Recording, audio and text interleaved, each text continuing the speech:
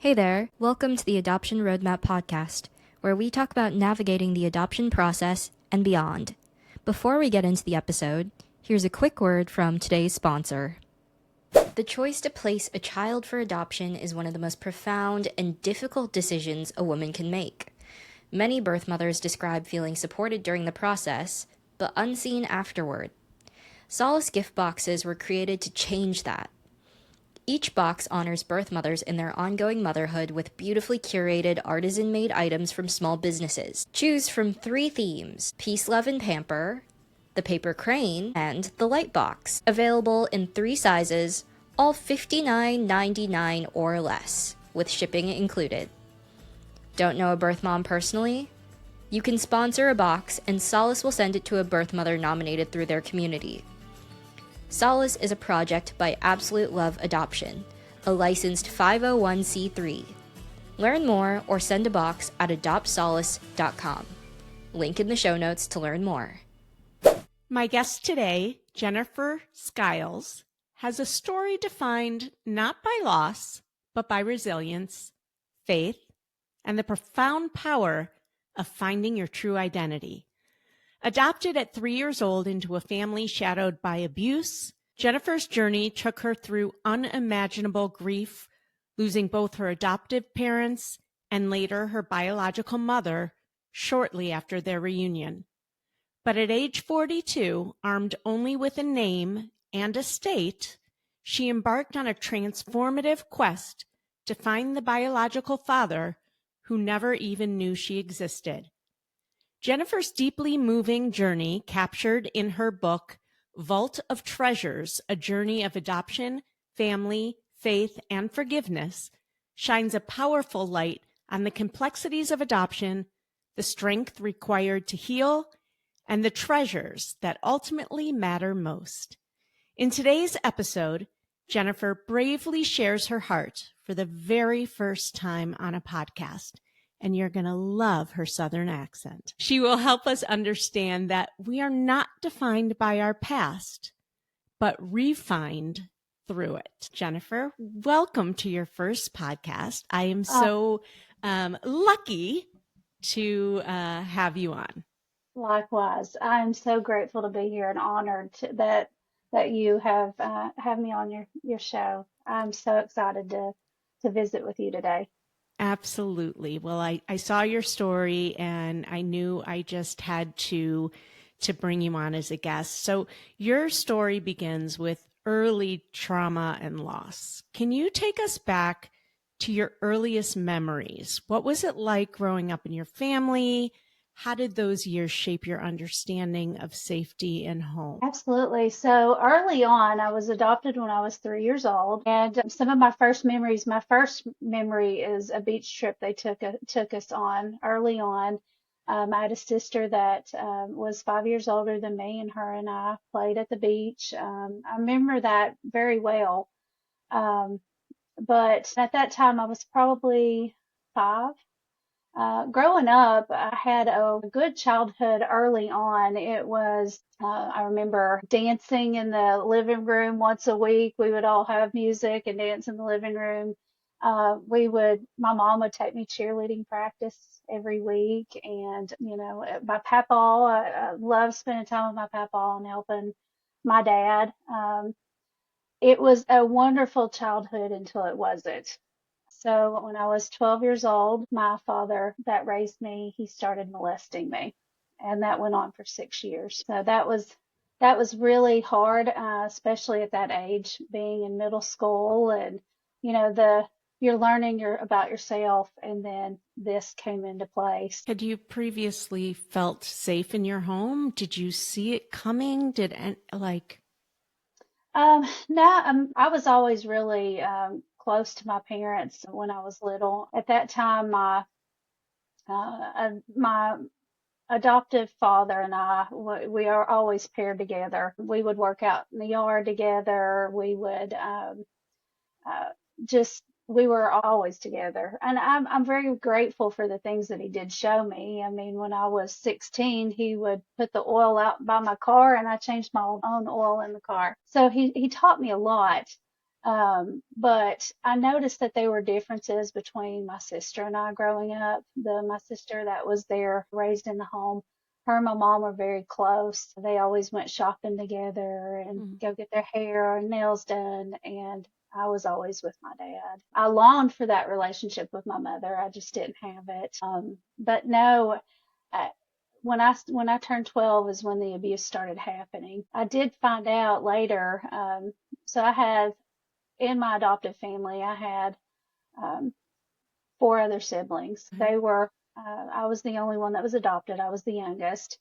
I had two brothers and two sisters. And my oldest sister, she's 20 years older than me. She actually was in the military with my mother, who gave me up for adoption. Found out later in life that it was happening to her. It happened to her too, my oldest sister. Do you know if your biological parents or mom chose this family for you, or did the agency choose your adoptive family? So there wasn't an agency. My sister, that I was raised with, her and my mother were in the military together. And my sister was coming to the town that we lived in, and I was in a town not far from my parents. And she was taken. My mother, I didn't live with my mother at that time. I was living at her husband's parents' house. So she wasn't even raising me at that time when I was 3. And we ended up, they came and dropped my sister was coming home for Easter, and she dropped my mother off at the house that I was at. She saw me. She said I looked really malnourished and things like that. And it just stood out to her.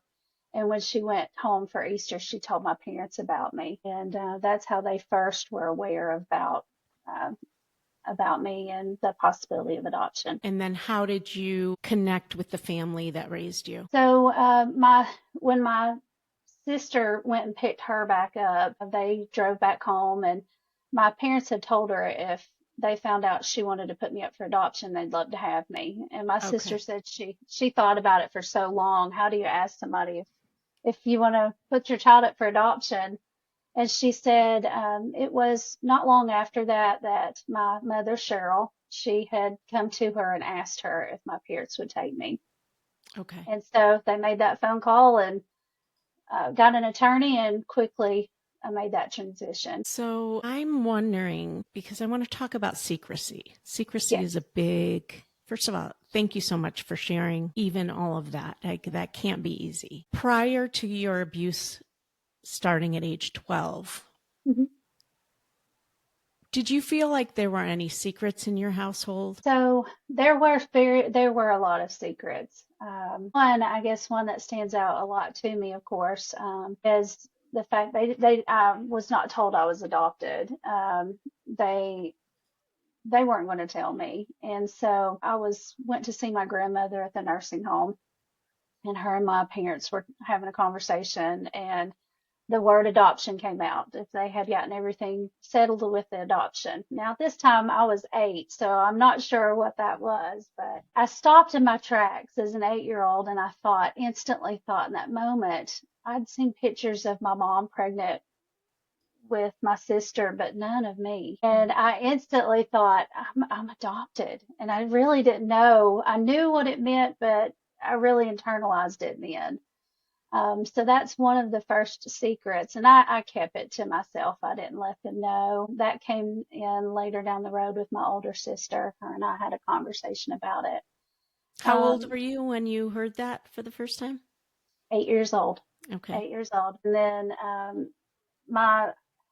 the abuse, I believe, I can't say for sure that my mother knew that was happening to me. I like to think that she didn't. But it did happen to other family members. And so I think that was another secret in the family. You certainly kept that a secret, right? You didn't tell anyone until later. Exactly. There were many times I wanted to. So when I was 12 years old, my sister, that was 20 years older than me, she actually came in to a place where things didn't look right to her. And she she came to me later and she asked me if anything was happening. And she told me it was okay to tell her that it had happened to her too. And I opened up and told her. And at that time, her and I, we talked through it. And she told me that it would hurt the family if we told anyone that, that my siblings, me and my sister would be displaced. And we just had to keep me away from him, basically. So how old were you at that time? Do you remember? 12. It happened right after I was 12. She Okay. found out right after. Right after. Okay. Did it stop? No, no, it didn't stop. It went on for another 6 years. But during that time, I talked to her and I asked her about the adoption. I felt like, I guess if we had that we were going through, I could ask her and let her know I knew I was adopted. And her first reaction was she knew that I would be the first person that I would go to her first. And so she told me at that time, she gave me my mother's name. I didn't know her name. I'd always dreamed of her at night. I Oh, would wow. sit in my dark bedroom and think, what does my mom look like? And then I had a name. What was that like for you? What was your initial reaction when she brought up her name? Oh, I And was what so did you do excited. with that? Like, did I you go wanted to write it know down more. really quickly? Yes, Yeah. I wanted to know more. Anything that she could tell me. If she could tell me what food she liked, I just grasped at everything. And of course, my second question was, what do you know about my dad? And the only thing she could tell me was she knew he was half Italian. That was it. Oh my gosh. I want to go back for a second. I'm curious when you began to open up and like tell your story or voice what had been happening to you to more than just your sister and the impact that carrying around the secrets of what was happening in your family had on you. Oh, definitely. There were many times, like I said, I wanted to go to someone. I remember being in high school and they had they had a class with us and we're talking about situations like this and how to get help and would you like to come up and get help? And I wanted to stand up so bad, but I didn't want to tear my family apart. Something that I've noticed in my life, and I've heard other adoptees say, you're a people pleaser and you don't want to do anything to lose your family. They mean so much. And I think for me, um, I, I wanted to do whatever it took to keep everybody together. And if that sacrificed me, then that's what it needed to happen at that time. I guess what I thought. Yeah. I am no expert around abuse and sexual abuse, but I hear often, and I'm actually listening to a book right now about a lot of abuse that, people will do anything to protect their abuser for so many reasons, right? And that you can hate what's going on and still love the person at the same time. Absolutely. And so many people, once I finally let this out, and I finally let this out at 18, the only, and I just started telling people. I never told my mom, but people that I was in a relationship, I told him. Of course, my sister, my friends. The more I talked about it, it was like getting it out before. In some ways, I just felt like it was my fault too for keeping the secret for so long. And I did see him as two different people. It was There was my dad who taught me how to do so many things, and there was the man that was sick that did horrible things. And a lot of people had a hard time, how do you love him and then that too? And so for me, that's how I was. Now things got so bad that right before he passed away, and he died of a massive heart attack when I was 18, I got to a point I knew I couldn't do it anymore. In the headspace of an 18-year-old to have this prayer shows where I was at. I knew I couldn't do it anymore, and so I prayed one night, and it was almost poetic. It was storming outside. It was dark in the room, lightning flashing, rain, and I prayed to God that either he take me or he take him, that I just couldn't do it anymore. And I just couldn't. And the next day, my father died of a massive heart attack. Oh, you have powers, Jennifer, or the power of prayer. Wow. And at that moment, after that, I didn't miss him. I didn't miss him.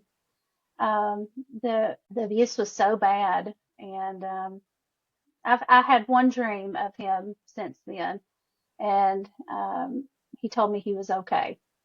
And other than that, I've not dreamt of him. I've not, even to this day, and I've learned to forgive. I absolutely forgive, but I've moved past, and my journey now is to help other people recover from the abuse they went through. Did you work past or did you work through?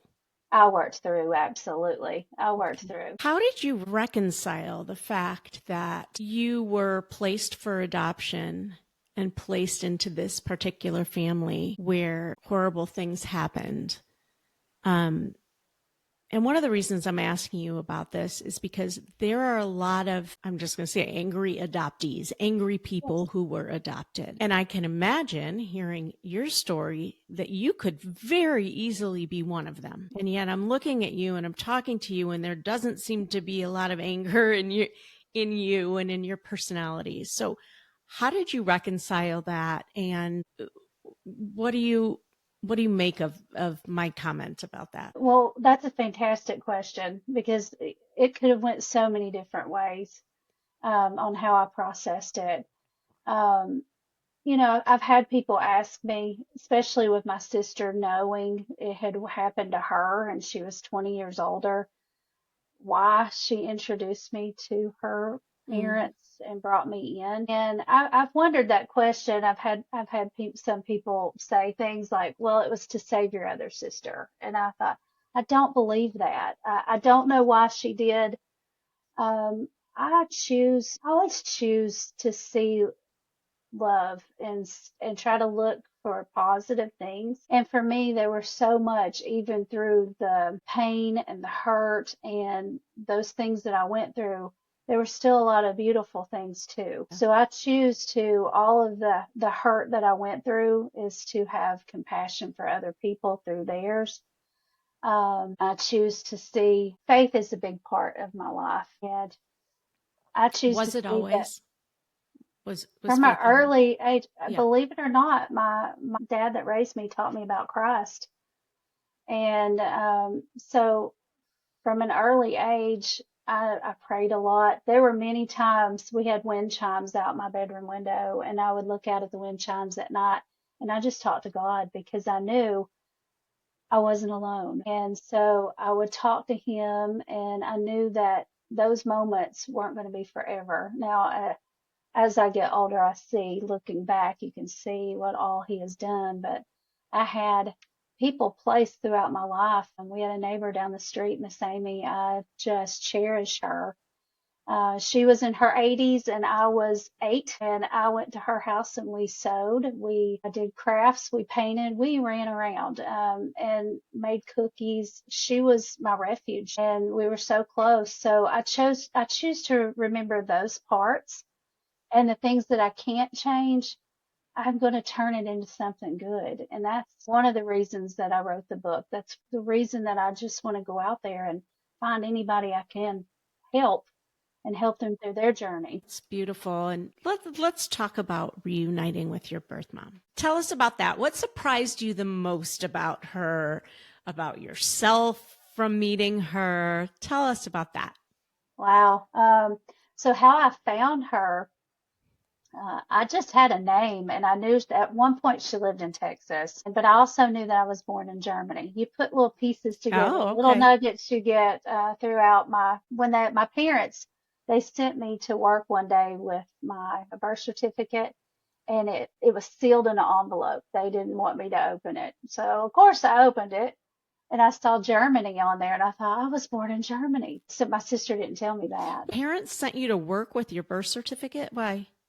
To start working there. And They're so, like, don't open it. Of course I opened it. yeah. And there was another piece to my puzzle. And so when my ex-husband and I, we moved to Germany. He was in the Air Force. And so he encouraged me to get a copy of my German certificate. And Wait, so just I did. randomly you moved to Germany?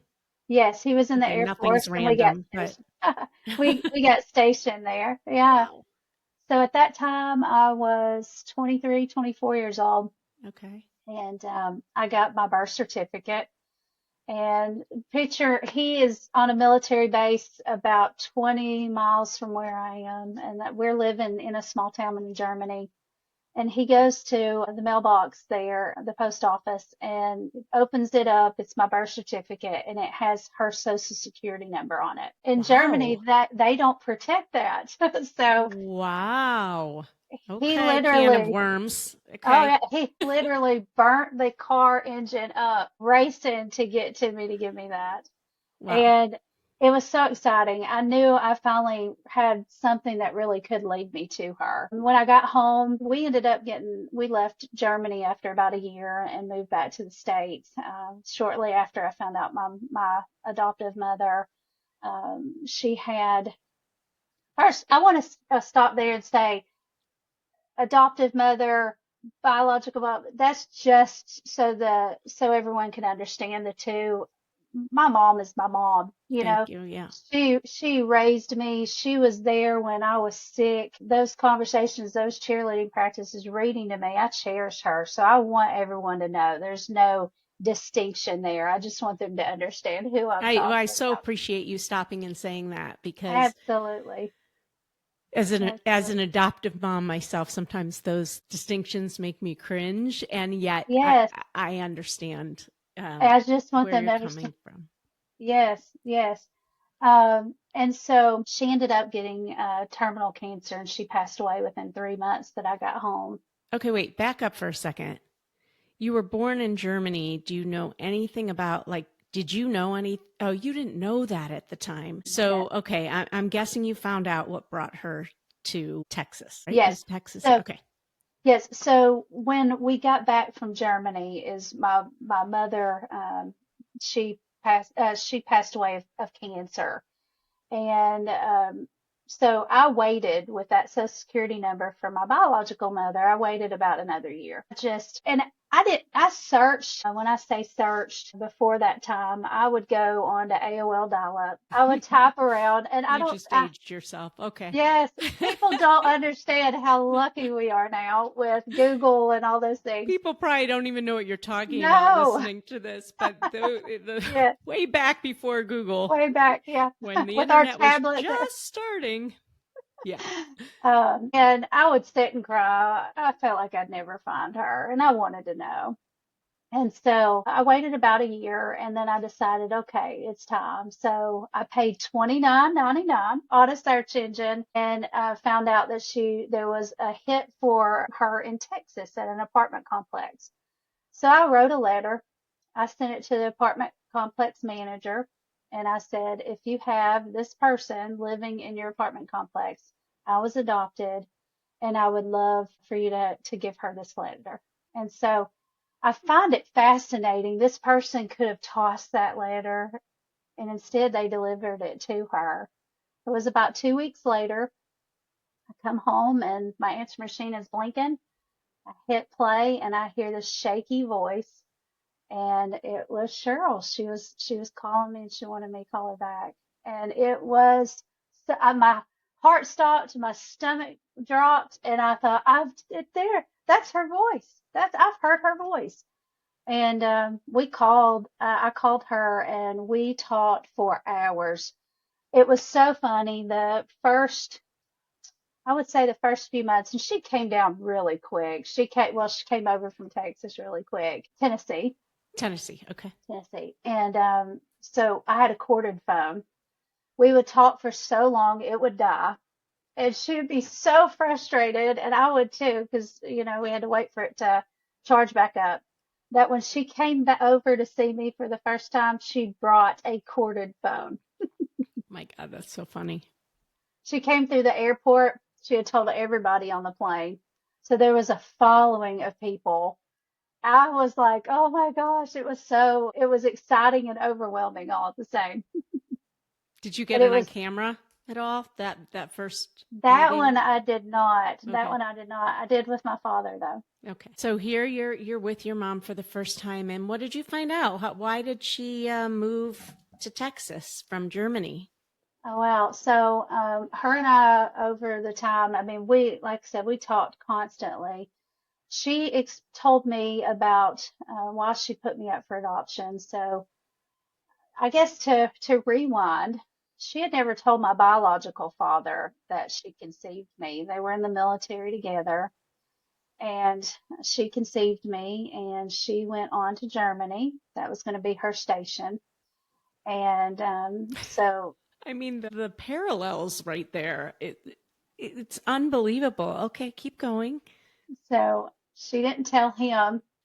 And then she met a man around I guess she was about 6 months pregnant, 7 months pregnant with me. She met someone, and then they started dating. She had me. He became physically abusive with her to the point he broke her leg. He constant black eyes. My sister, she told me that she saw the bruises. She saw some of the things that he did because they lived in Germany and then they moved to Virginia Beach.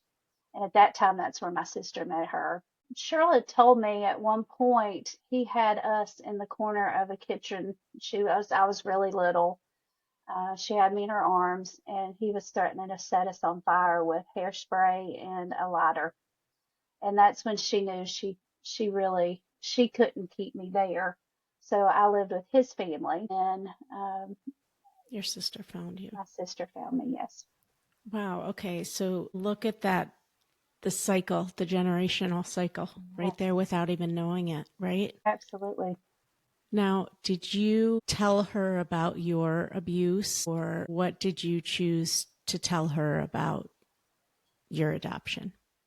So that was hard. Of course, the first I tell her all the fun things, Hmm. and we slowly, as we got closer, really quickly opened up to her, and I told her about the abuse. She was upset. She was upset that my sister had even introduced her to them. She just kept telling me she thought they were good people, and that was really all we talked about with it. I know she had had a lot of abuse in her past between the physical abuse and when she was in the military, there was a situation where she was raped by several men.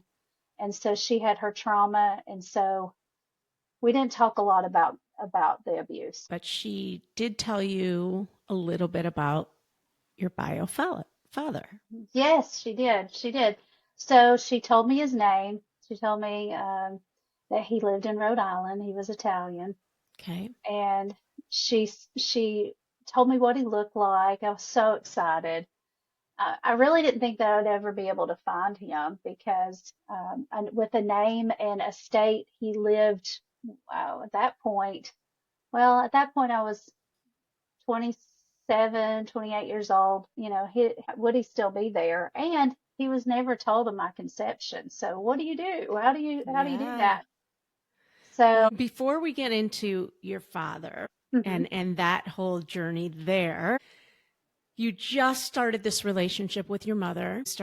You saw her, you started building trust, and then shortly after she passed. Yes, so her and I have to say, we were just peas in a pod. Mm. I asked her, one day I asked her, I said, "Did you think about me?" And she said, all the time. She said, every birthday I celebrated. She said, when I looked at my C-section scar, I thought of you. She told me that she she had always wondered what happened to me and hoped that we would reconnect. And her and I, there were so many things alike. Um, and so I just cherished her. I think about it this way. I had lost my dad. I had lost my mom. And I want to, so the listeners will know, my siblings, my sisters, when my parents died, it was as if I lost the whole family. Like I was a choice that their parents made. On the front porch, they put a box, cardboard box with the things, my pictures, all my pictures, the get well balloon from the hospital that I gave my mom, anything they put in that box. put it on the front porch, and sent me a text to come get it. And it broke my heart because they were all I ever knew. I mean, that was my family. They took me in when I was 3. I don't remember anything before that. So if you go into it with that headspace, Cheryl was everything. My children and Cheryl, my biological mom, I had her, and we had 12 years together before she passed. Oh, okay. Okay. I got a knock at the door by the sheriff's department and a chaplain to let me know that she had been killed in a car accident. I was by myself that night. It was devastating. It was so devastating. It felt like a mirage in the desert, and she was gone again. I had searched so long, and then she was just gone. Hey, Adoption Roadmap listener. It's podcast editor Josie here, and we've come to the end of part 1 of this episode. And I know that you really want to listen to part 2, but you're gonna have to tune in next week. But listen, I'll make a deal with you, alright? I'll tease part 2 of the episode if you leave us a rating and review. It really helps shows like ours reach new audiences. So, pause this episode. I'll wait. Drop your rating, review, like, stars, whatever it is, on whatever platform you're listening on. Alright, did you do it? Are we back? Okay, I'm trusting you. Now here's a teaser of part 2. And so that paternity test, it came back, and before it came back, I knew I loved him. I knew I loved him, and I said, Dad, and he's Dad. He's Dad. He really is. He never had a choice in this, so his name is Dad. And I said, what happens if this comes back negative and if you're not my dad? And he said, we're family. That's it. All right, friends, that's a wrap for today's episode. What was your biggest takeaway today? If you found this conversation valuable, inspiring, or even just entertaining, I'd love for you to leave a 5-star rating and review. That's how more people find this show and how we spread education and support across the adoption community. Hit follow, leave a 5-star rating, and share this with someone who could use it. We drop a new episode every Wednesday morning. Catch you next time on the Adoption Roadmap podcast. Thanks for being here. Bye-bye.